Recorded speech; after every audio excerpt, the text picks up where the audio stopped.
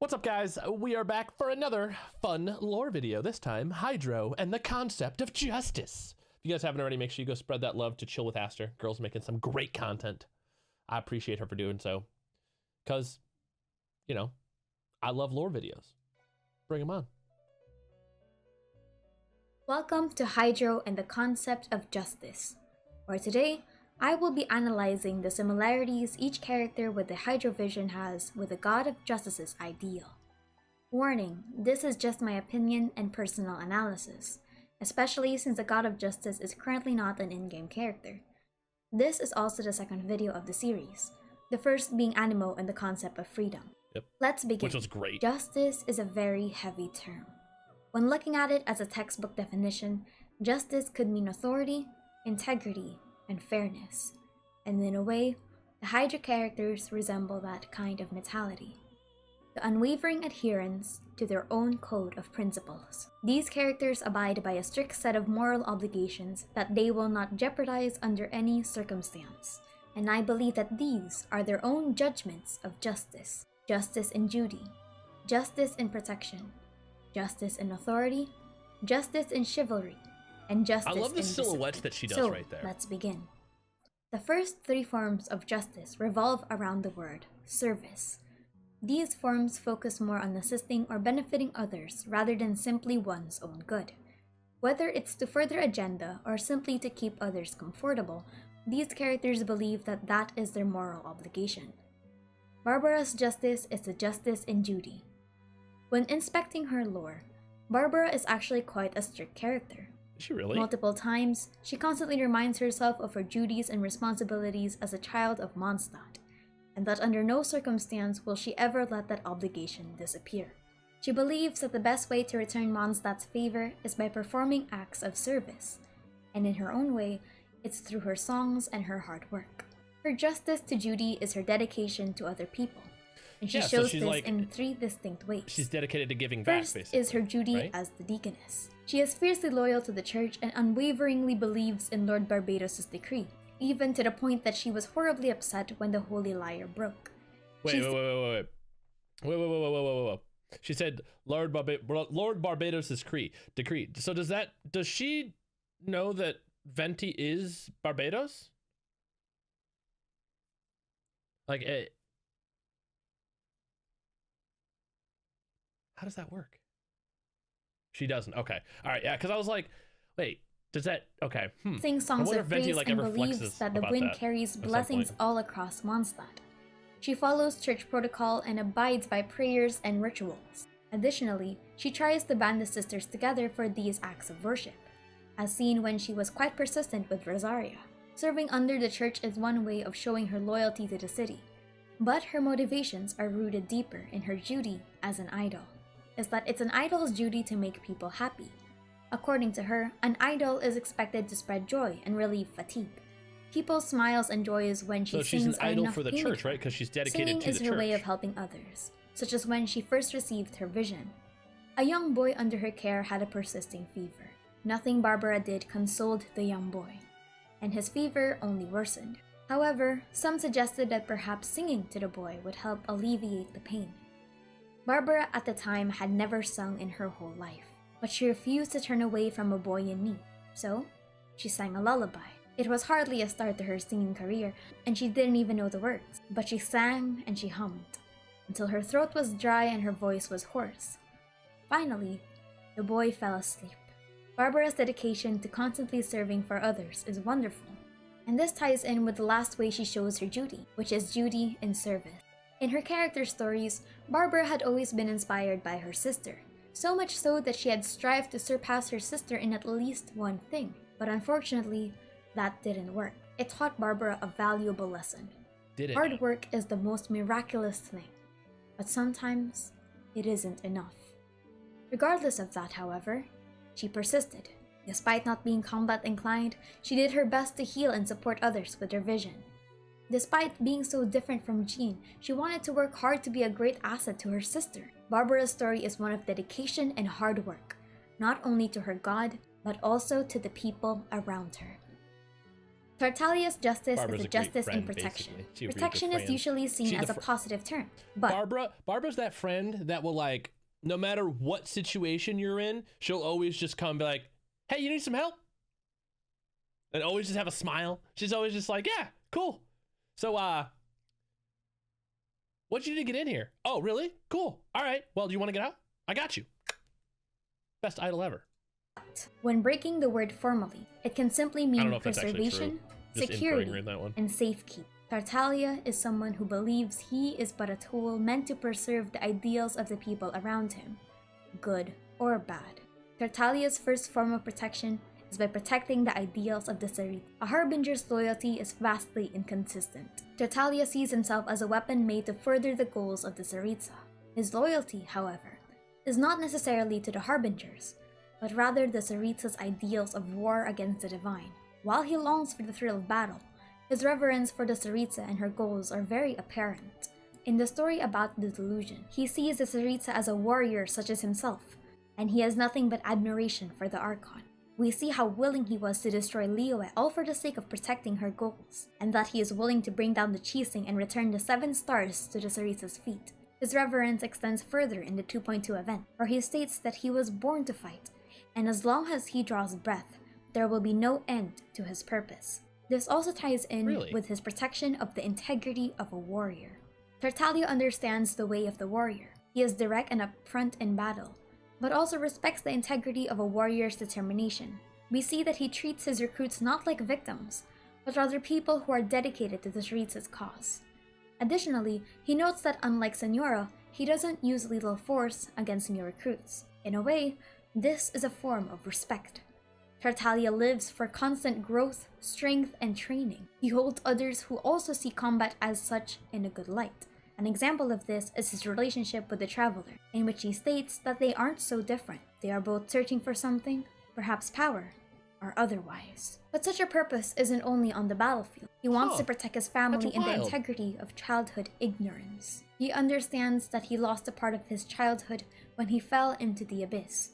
The dreams of a child is something that he will never jeopardize, and we see this in the way he not only treats his siblings, but also what he says in the end of their fight. Childhood dreams are too easily shattered, hence why someone must protect them. You make a promise, you keep it.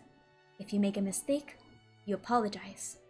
And if you give someone a dream, you defend it to the end. The code of honor Tartaglia holds, despite seeming wild and chaotic, is unwavering. That right there is how a man lives his life, okay? If you gonna make a promise, you honor that promise. You gonna say you gonna do something, you fucking better do something, okay? It's being a man. I think right this there. interaction with Tusser is quite telling of his character. I can teach you, but think carefully first. Why do you want to fight? I want to protect Sister Tonya. That's a good answer, Tusser. When I return to Snezhnaya, I will start teaching you fighting techniques. Then you'll have to protect Tonya for me. How does that sound? Huh. Now that he knows what he's fighting for, it's the very same reason that's been nestled in my own heart for so many years. Kokomi's justice is the justice in authority. Kokomi is the head strategist of the Resistance and the divine priestess of the Sangonomiya people. Kokomi, unlike the other characters in the list, wasn't completely free to choose the responsibilities set for her. At a young age, she was brought into an important position, the divine priestess of Watatsumi Island. When observing her story, we hear tales of the divine priestess being a capable and amicable strategist. We hear from Goro constant praises, and the people of Watatsumi regard her of high status. We see that from the outside perspective, Kokomi has done justice to the role she was created for, but there are implications to being born into authority rather than choosing it. She is constantly exhausted and pressured by the expectations set on her. She is always asked to maintain both the Resistance and the people of Sangonomiya, despite not necessarily wanting to become the divine priestess. Though she executes her authority in the best way she could, she feels that the respect given to her is severely misplaced. In her story quest, we see how systematic her approach is in not only combat, but unfortunately, also herself. She has a point system for her own energy, and with how she logs her work, it follows a strict format and method. Whoa! She got a point system for her own energy?